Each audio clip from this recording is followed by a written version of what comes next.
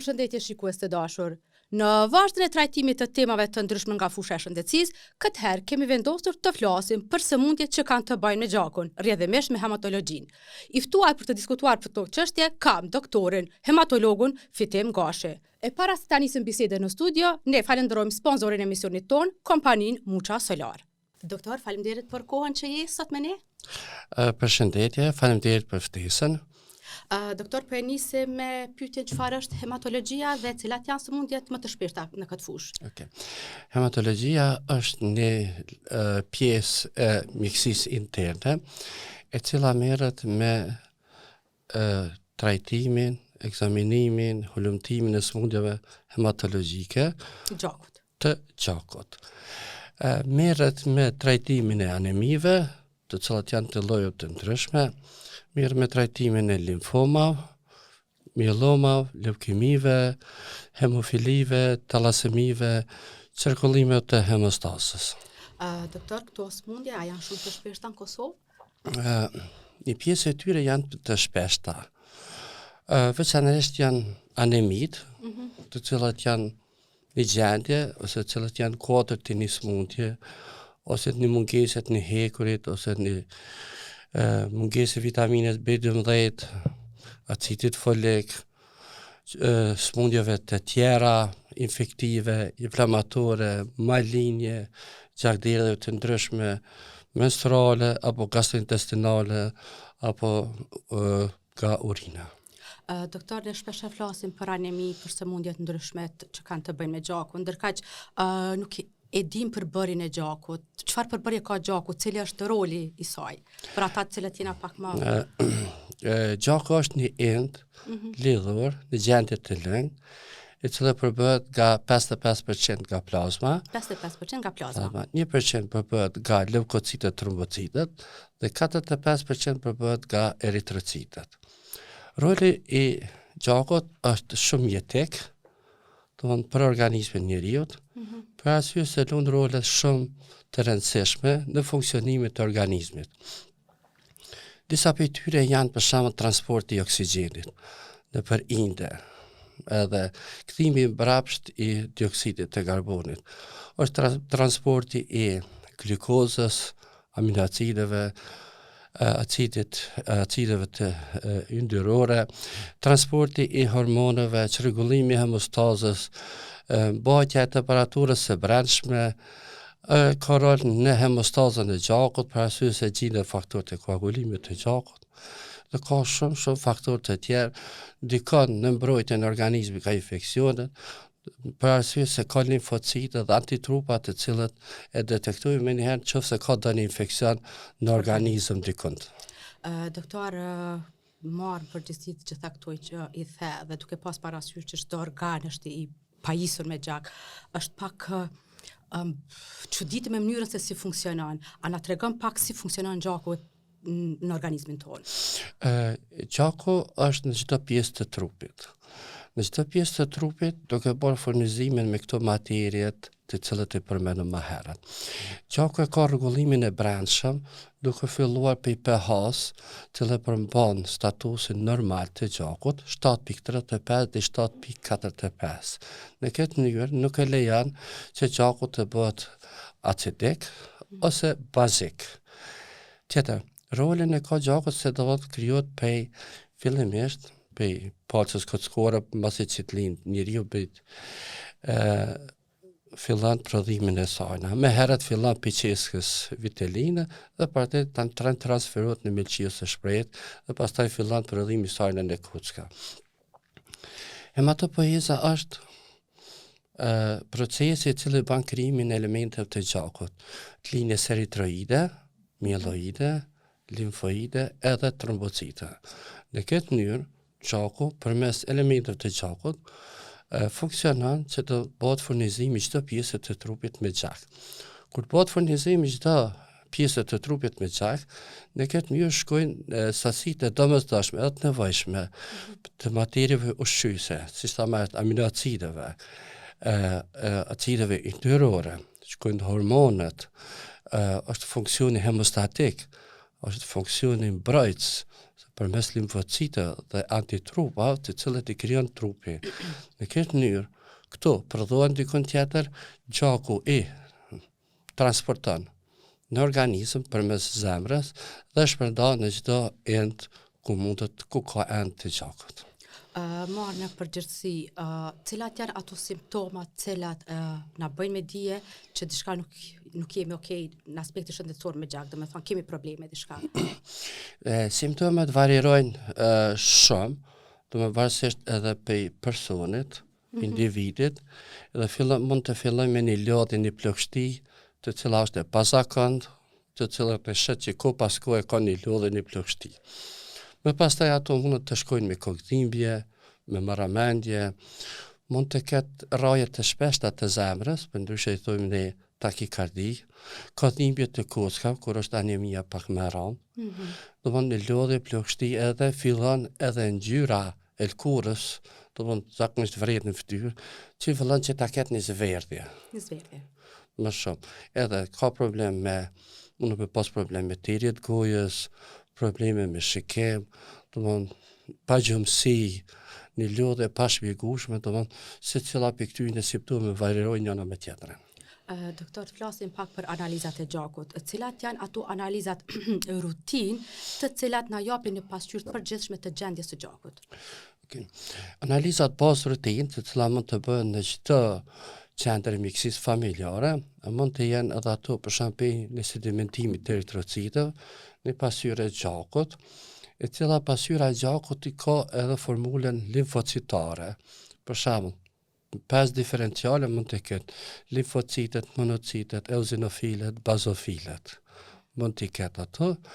Edhe pasqyra e gjakut konsiston ato për nivelin e sa janë eritrocitet, si është hemoglobina, si janë leukocitet, si janë trombocitet. Këto domethënë e dhajnë një pasqyrë të përgjithshme. Kjo është një pasqyrë e përgjithshme, është bazike, është bazë, të cilën mjeku pasi që shkon pacienti e merr edhe e vlerëson a ka pacienti anemi.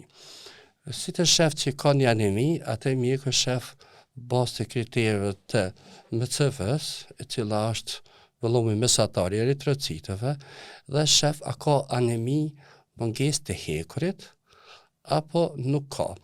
Tash, bazë të asaj, mjeku e përcakton bazë MCV-s, MCH-s, MCHC-s, a ka mungesë të hekurit, a është inflamatore, a është infektive, a janë talasemit, a ka gjakderdhje, apo ka malenitet. Qëse kena një MCV të rritën, pacienti mund të ketë probleme me gjandë tiroide, eventualisht probleme me milçi, mungesë B12, alkoolistat, edhe mund të jetë sindrome mielodisplazike, kur palca kockore nuk prodhon mirë, edhe mund të jetë edhe të raste më të rralla edhe të leukemit akute. Edhe MCV-ja, kur janë normale, tregon që është një smundje sekundare. Problemet me gjandë tiroide, me veshka, problemet tjera inflamatore, e të tjera. Doktor, kryesisht kur e marrim një pasqyrë të gjakut, sedimenti i rritur pak na alarmon. A na tregon pak çka nën kupton një sediment i rritur në organizëm? Sedimenti i rritur tregon lëvizjen e eritrocitëve, proceset inflamatore, proceset infektive, edhe smundjet e ndryshme maligne, dykojnë që të sedimentit të rritur. Mirë po, sa më i vjetër që është personi, edhe në mënyrë natyrale, sedimenti rritet pak edhe të vjetrit. Për shkak se lëvizshmëria, viskoziteti i eritrocitëve është më i ulët se sa tek rritur. Domethënë në sediment na ka thënë, a keni infeksion, a keni smundje maligne, a ke inflamacion, ta tregon që diçka po ndodh në organizëm. Nëse e kuptova qartë, te personat e moshuar, do të thonë është pak sa normale, është pak më i rritur, rritur. Po, është pak më normale për shkak të viskozitetit të eritrocitëve. Doktor, sa shpesh rekomandohet ta kemi analiza një pasqyrë të gjakut në mënyrë që ta kemi nën kontroll shëndetin? Kështu. Pikë pare, domthonë ajo varet prej ankesat pacientit, nëse ka, nëse nuk ka, dhe nuk ka nevojë që të bëhet, nëse ka ankesa, mjeku ja përcakton, a duhet të bëj çdo 2-3 ditë apo çdo javë. Kjo varet varësisht prej mjekut, për shkak se të smundjet që cilën e ka pacienti. Tash, nëse kemi një anemi, po themi, mjeku ja kërkon mas 2-3 javë dite një hemogram të këshyr, sa ka ndiku terapia.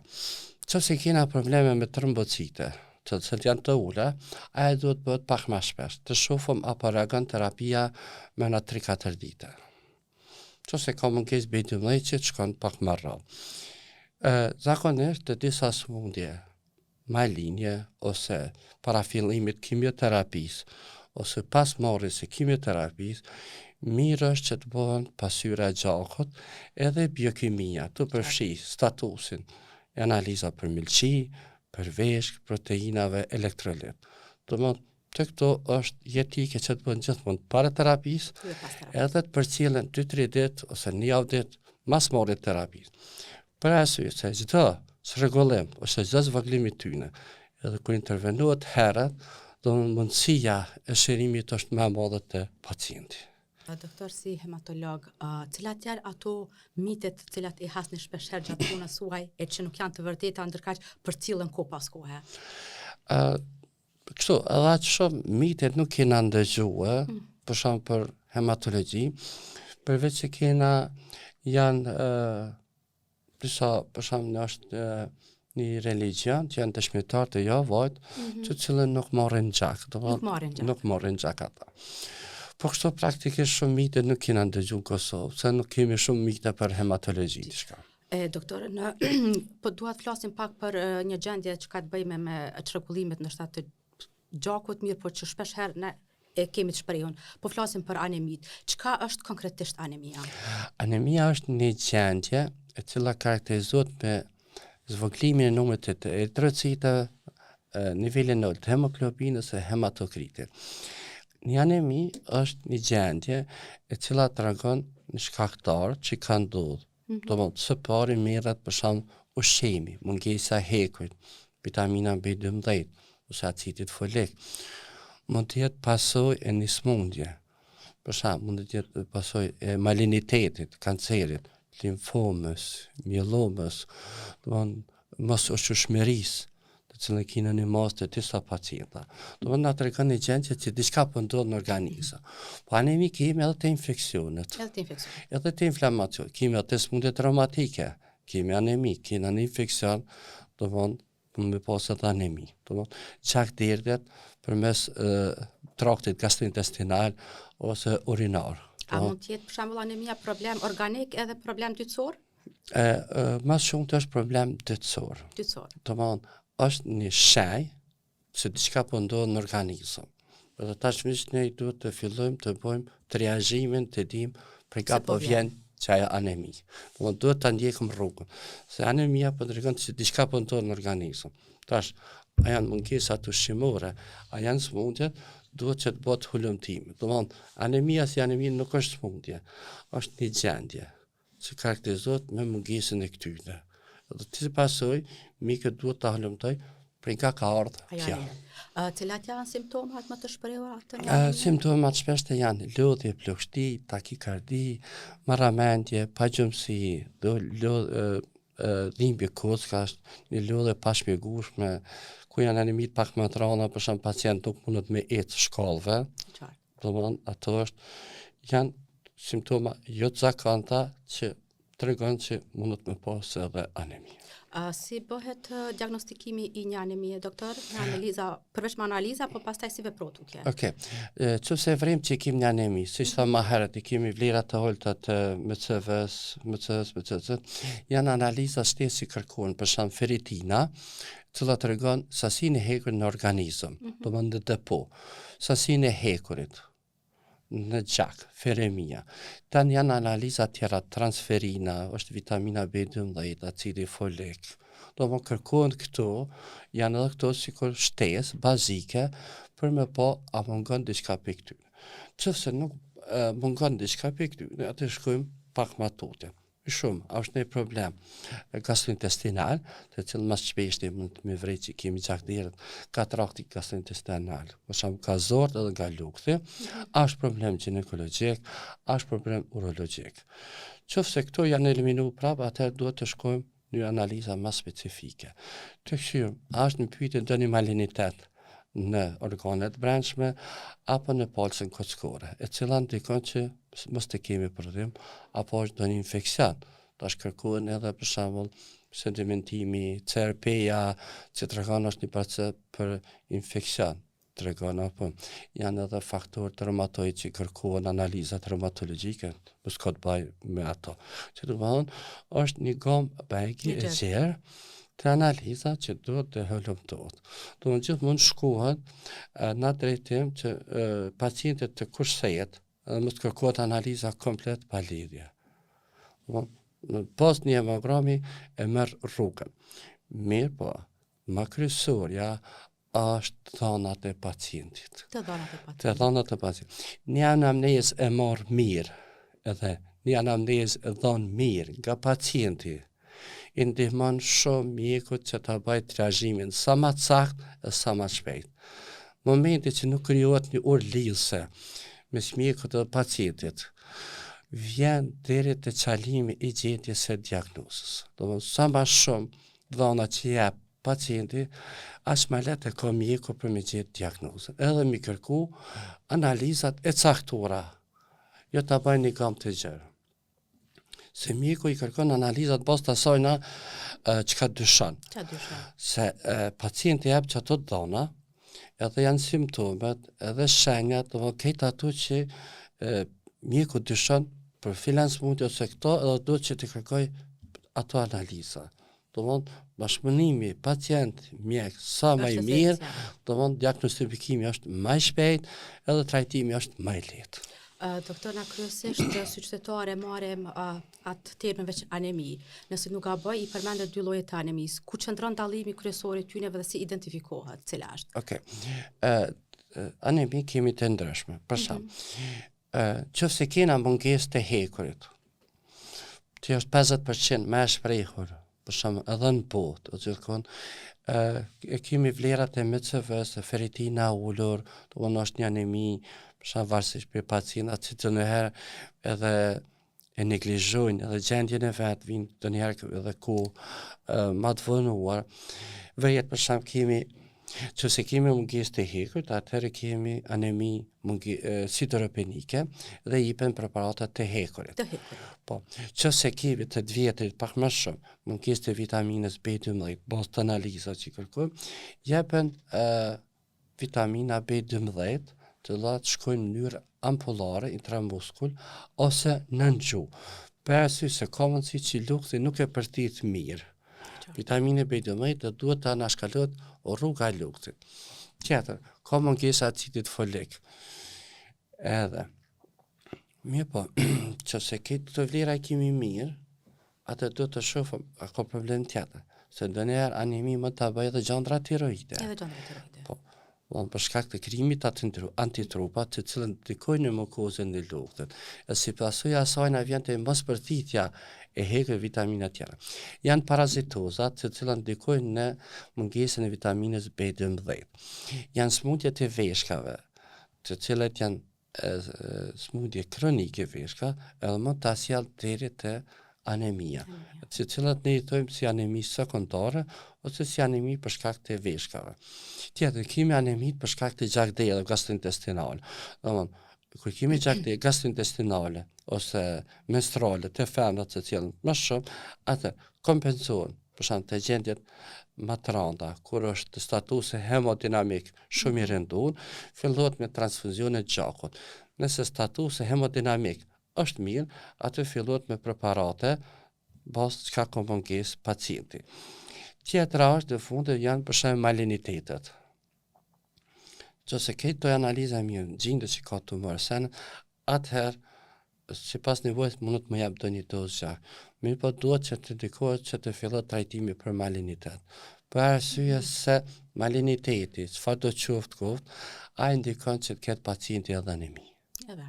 Do të trajtohet maliniteti, atëherë momenti që largohet maliniteti, atëherë poca kockore fillon me prodhue vetë, regenerohet poca kockore. Doktor, kur i marrëm analizat kryesisht vëmendja na shkon edhe tek hemoglobina. Cili është roli i hemoglobinës në organizëm? Çka është hemoglobina? Hemoglobina është pjesë e eritrocitit, e cila i ka dy pjesë, hemi dhe globinën. Hemi na jep ngjyrën e kuqërrem të gjakut, globina përbohet prej proteinave. Hemoglobina i ka 4 nënjësi, proteina alfa edhe beta. Ato ndikojnë në prodhimin e mirë të hemoglobinës. Në qoftë se nuk kemi prodhim, të mirë, kemi rregullim të këtyne hemoglobinës, të globina, A dhe B, atë mund të kemi një smundje cila quhet talasemi. Edhe ato talasemia mungojnë zinxhirt alfa ose beta. Nëse kemi alfa, kemi talasemi minor, ose beta, talasemi major. Talasemit minor janë zakonisht në Azi, të Kinez, të lindja Afrikë kemi më shumë, dërsa kjo beta është ka vendet mediterane. Mi po nuk përjashtohen edhe ata afroamerikane ose të tjerë. Zakonisht të është trashëguese, është talasemia, cila vjen për i prindit, edhe më të cilën janë i prind e ka edhe trashëgohet tek fëmija. Zakonisht të janë shumë atleta dhe ka nevojë vetëm disa me marrë preparate të acidit folik, jo me marrë preparate të hekurit. Për arsye se hekur ka mjaftueshëm. Kjo talasemia mund të zbuluhet bazë të elektroforezës hemoglobinës. Mirë po, paraprakisht është edhe anamneza si që thamë më herët. Qofse të një prind ka anemi një kohë gjallë, ka marrë preparate të hekurit, edhe nuk ka ndihmu hiç, atëherë duhet të dyshohet në talasemi. Bat elektroforeza hemoglobinës, edhe si pasojë e tregon çfarë talasemi është. A është minor, a është major, edhe janë edhe analizat molekulare që determinojnë edhe më saktë çfarë lloj talasemi janë. A ka shumë raste në Kosovë me talasemi? Jo, janë shumë të rralla, më shumë ka rajoni Dugagjini ka pak talasemi minor, përveç një rast që është në Gjakov, që është pak një anemi pak më rëndë, edhe ku pas ku ka nevojë për me marrë gjak. Zakonisht të talasemit janë më të lehta, edhe shkojnë me acid folik. Edhe këtu nuk kanë problem të shka dhe femna shtatzon mund të lindin.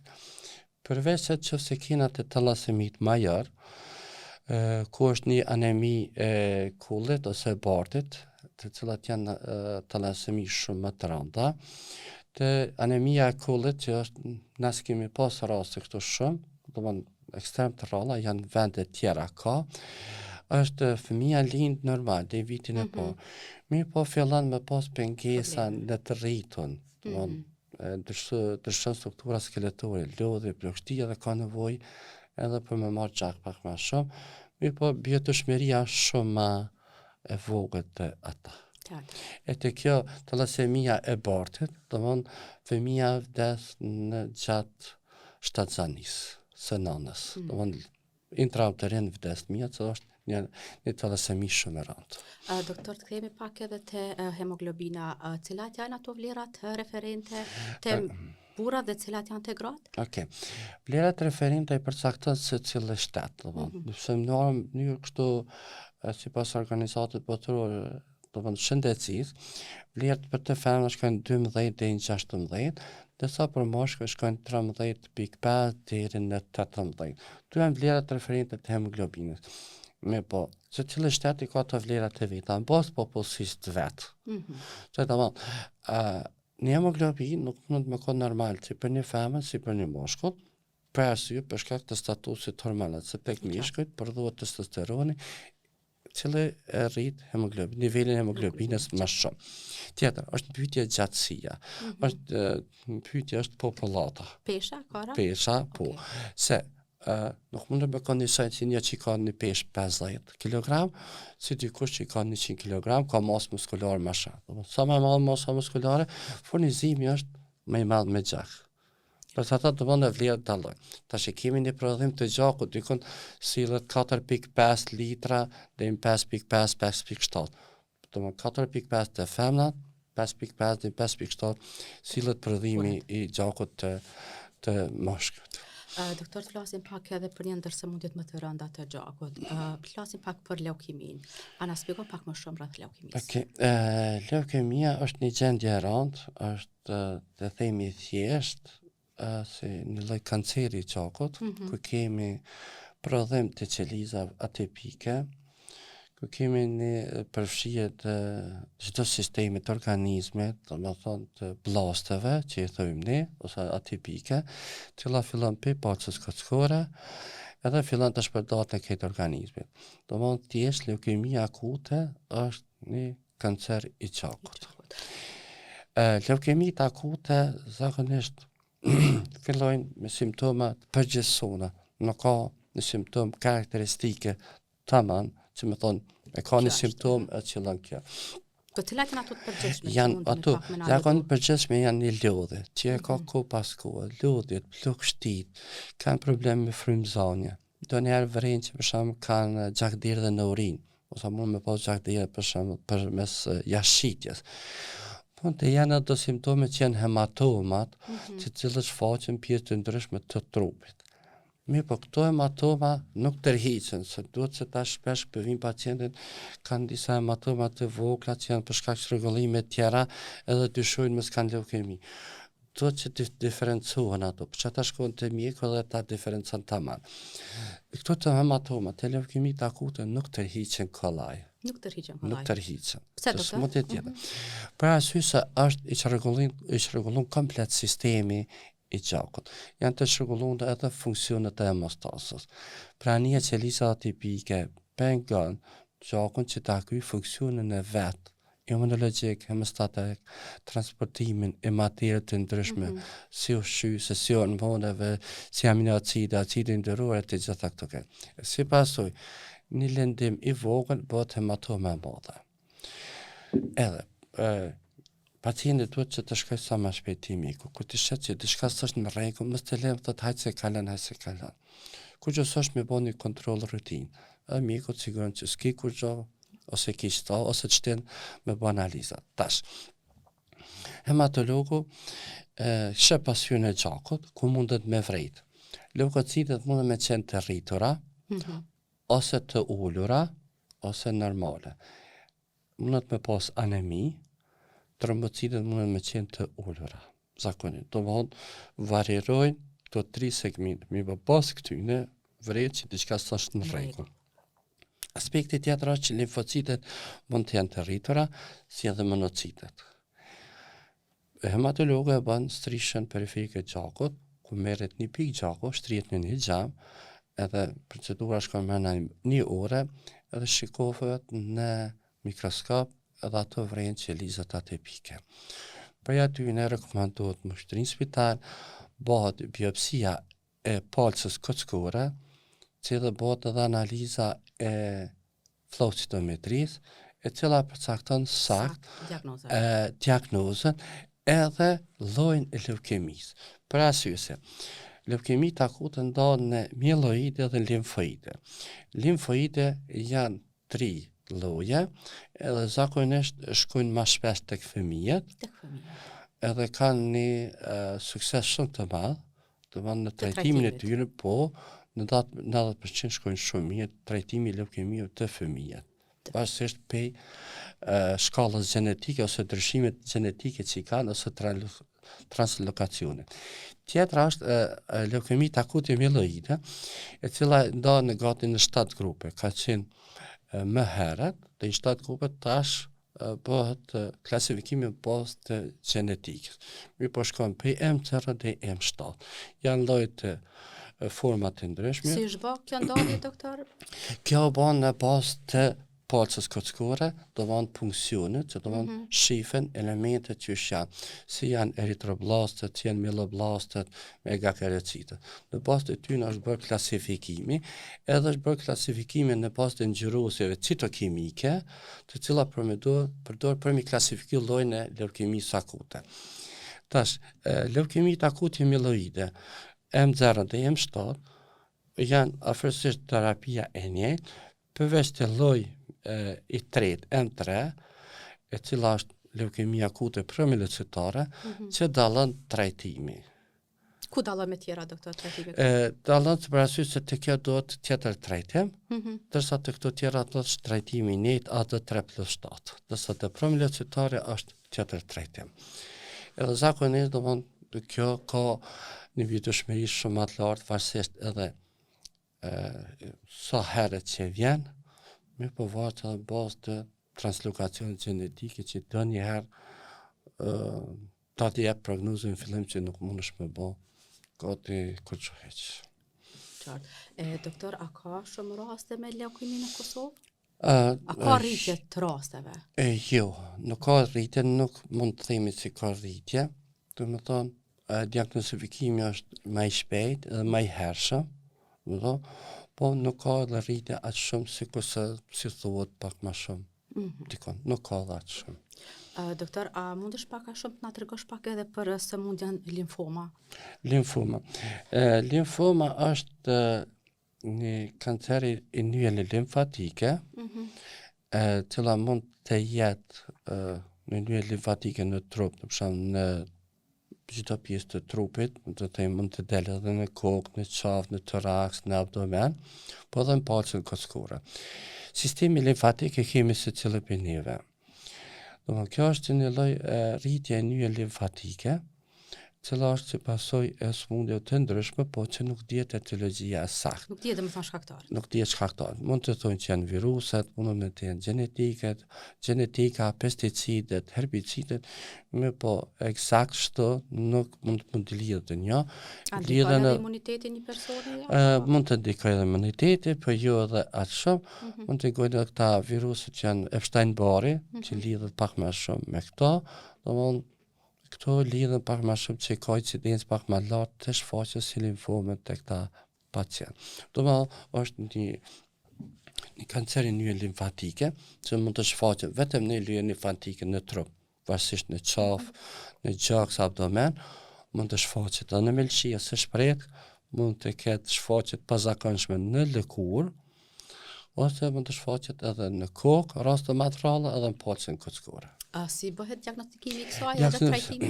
Diagnostikimi bëhet në këtë mënyrë që pacienti kur shet që ka gjendra limfatike të rritura, zakonisht vrejen në qafë, ose në shqetër, ose në giltë të kamës, edhe bën një konsultë te mjeku. Mjeku e kërkon ndonjëherë të bëj edhe një ultrazot, që është diagnostika më shpejtë dhe më thjeshtë, me po një ultrazot të shoh si është në dosje limfatik. Eliminon shkaktar bakterial, viral, tuberkulozën dhe sëmundjet e tjera për shembull, më kanë infeksionet të ndryshme, edhe eliminon ato. Edhe kërkohet që të bëhet biopsia. Domthonë një heqje komplet e gjandës limfatike është më e mirë, është mundësia edhe me po core needle biopsi, domthonë me një gjelpon me hi të gjanda limfatike, me marr masën, langën për atut, edhe me tërgu të patologu. Mirë po, në përgjithësi është më e mirë që të merret të heqet komplet gjanda limfatike. Për arsye se markert që gjinde kur i bën patologu, ta tregojnë saktë çfarë lloji i limfomës mund të ketë. Bëhet biopsia e masës që është marrë, edhe patologu jep diagnozën e limfomës. Ka raste që kur kërkohet flossitometria, po ja kërkohet pak më rrallë. Trajtimi është gjithmonë kirurgjikal apo si? Trajtimi më i mirë, për shkak se janë nyelë limfatike, është më mirë me imunoterapi edhe kimoterapi. Edhe trajtimi është i suksesshëm varësisht prej varet edhe për llojit të limfomës dikon stadit, shkojnë atë 80% shkojnë shumë mirë. Përveç se ka doneratë që është refraktar, do të thonë që nuk dikon terapia ose rikthehet varësisht mas një kohë. Mirë po me Imunoterapi dhe kimioterapia domthonë është trajtimi më i mirë të këto raste me limfomë. Doktor, e përmendë rritjen e gjandrave limfatike. Kur kemi rritje të tilla, veçse e dukshme edhe e dim, mirë po a japin sinjale, simptoma më herët këto? Të limfomat, për shembull, janë simptomat A dhe B, klasifikojmë. Simptomat A nuk ka as lodhje, as plagështi, as temperaturë, as humbje peshe. Kur ke dëshot që ka limfom, zakonisht gjatë natës kanë lodhje, plagështi, humbje peshe, kanë edhe djersitje. Qëtën, edhe një limfatik është një shajt që diçka po ndodh në organizëm. Se në një mënyrë organizmi po të jap alarmin që po ndodh diçka në organizëm. Edhe ti do të me reflektu që diçka s'të në rregull. Ki një limfatike, e ki këto simptome, më shku te mjeku, dhe mjeku i krym. Sa ma shpejt që bëhet, qaq ma shpejt vjen diagnoza edhe ma i lehtë është trajtimi.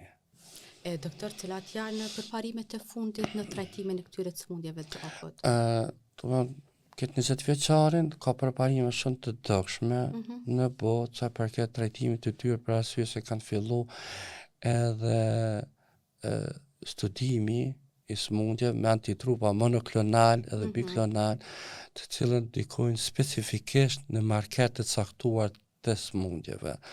Domthonë, aq shumë ka përparu diagnostifikimin në anën gjenetike, që do të thotë po fillojnë terapia shumë më të reja, me imunoterapi specifike që po ndikojnë për një lloj të caktuar të sëmundjes. Janë është edhe ajo kartisele që është larg nesh dhe është një procedur shumë e kushtueshme, po që disa vende po kanë sukses në trajtimin e tyre. Sidoqoftë, domthonë këto zbulime që bën jashtë të ne jenë ende të pamundshme që të bëhen për shkak të gjendjes financiare që nuk bëhen, edhe janë shumë të kushtueshme. Besoj që në terma të afërt ato do të bëhen. Doktor, me qenë se jemi ka fundi i emisionit, por po dua ta preki pak edhe çështjen e ushqimit si ndikon këto sëmundje. Mënyra jetesës dhe ushqyerja si ndikon në shëndetin hematologjik? Mënyra jetesës, mënyra ushqyerjes dikon shumë. Dikon shumë. Po, pra arsye se tash na kemi 50% e kemi mungesë të hekur të anemit. Një ushqim që është i përbën me materie të hekur, për shembull, po fillojmë me rrep të kuqe, vet, mish i kuq, mish i bardh, pemë, perimet, rrush i thatë, janë gjitha këto të cila ka pak hekur. Qëse këto i konsumojmë, e marrim sasinë e nevojshme të hekurit. Edhe është një gjë tjetër se për shembull, fëmijët kanë nevojë për hekur diku 1 miligram në ditë. 1.5 të femnat që nuk janë shtatzon. Dërsa të adoleshentët ose të femnat shtatzona, sasia e nevojshme e hekurit është diku 3 miligram në ditë. Rritet. Do të thotë se ajo rritja të adoleshentët ka nevojë për më marr pak më shumë hekur, se ka nevojë për funksionet të organizmit. Gjithashtu edhe shtatzona ka nevojë se për rritën një fëmijë tjetër. Edhe do të dyfishohen nevojat për hekur. Tash momentin që pacienti ushqehet mirë, merr laramanit të ushqimeve, domthonë në mënyrë kompenzon nevojën e vet me hekur. Momenti që nuk kompenzohet, atë duhet që dhe pak me terapi me hekur të filloj edhe nga ana e mjekut me kompenzuar çat mungesë që nuk më merr. Po ushqimi ka rol shumë të rëndësishëm në trajtimin e këtyre dhe ka mundësinë që më të vijë deri te anemia. Mi përmend edhe një që vegetarianët që nuk kanë mish të kuq. Të ata mund të kenë pasojë mungesën vitaminës B12. Kështu që se vitamina B12 nuk sintetizohet në organizëm. Ato duhet ta marrim jashtë. Kështu që ata do të mi kompenzu me tableta B12 për shkak se sasia më e madhe e B12 që gjendet në mish. Doktor, edhe 2 pyetje të shkurta. Kryesisht kur përdorin produkte të mishit, mbas asaj sa kam lexu, nuk preferohet të përzihet me produkte të qumshtit, për shkak se nuk e lejon përthithjen e hekurit në organizëm. A qëndron ajo? Kështu. Hekuri nuk përthithet mirë, nëse përdoret kafja, çaj zi, edhe produkte të qumshtit. Do më thonë qenë ka e drejtë. E drejtë. Nuk përthitet mirë. Nuk e lën, për arsye se qumshti nuk e lën më përthit hekën. Do më thonë, momentet kur përdorim spinaq, kur përdorim produkte të mishit, është mirë të evitojmë produkte tjera 2-3 orë para, 2-3 orë pas. Po, veçanërisht kur përdorim preparate të hekurit. Duhet të ndalohen kafja, produkte të qumshtit, edhe çaj zi, ose të përdorim 3-4 orë pas marrjes së terapi, për arsye se nuk e lën përthitjen e hekurit. Doktor, edhe nëse mundesh, kryesisht kur kemi mungesë të hekurit, ne apo fëmijët mundohemi me disa receta kushte shtëpiake, rrept, kuqe, karrot, pastaj moll. A mund të na ndash për lexuesit shikuesit ta një recetë në kushte shtëpiake që mund ta përdorim kur kemi mungesë të hekurit? Kjo recetë që përmendë është tamam e qelluar, për arsye se rrepa ka sasi të madhe të hekurit dhe ndihmon shumë tek fëmijët. Edhe këtu karrota, edhe portokalle, do më këta. Rushi thatë, ka hekur 3 herë më shumë se sa rushi që është normal, është boronica, është aronia, janë produkte, do më çdo sen që del pi tokës e ka një sasi të hekurit. Kështu që kombinimi, se cila për ditë ka pak, ndikon që aja me marrë sasi në nevojshme të hekurit. Laramania ushqimeve, që do më ndikon që me pas gjitha materie nevojshme. Veçanërisht, këto si e përmendë ti, ja rekomandoj edhe femrat të cilët kanë një cikël pak më të gjatë menstrual, zakonisht që ato gjatë atyre ditëve, që mënyrë që atë sasinë e hekurit që hupin përmes gjakut, ta kompenzojnë sa do pak me ushqim. Doktor, për fund, nëse keni diçka të shtani? Jo, s'kam diçka, vetëm nëse pacientët e vrejnë që kanë simptomat, është që nuk po kalon, të lajmëron të mjeku. Gjëja më e rëndësishme është të bësham sa më shpejt, që shkon të mjeku, diagnostikimi më i hershëm, edhe trajtimi është më i lehtë, edhe për ta, edhe mundësia për shërim është më e madhe. Doktor, faleminderit për kohën. Faleminderit për ftesën. Të dashur shikues, ky është podcasti për sot. Ne para se ta përmbyllim, falenderojmë sponsorin e emisionit ton, kompaninë Mucha Solar. Një javë të mbarë.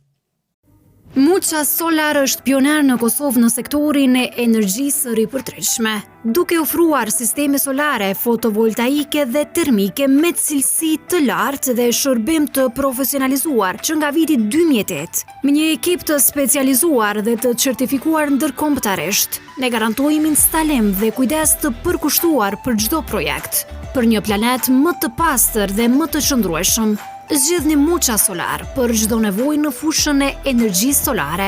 Mucha Solar, aktivisti i ambientit. Le të paguaj dielli për ju.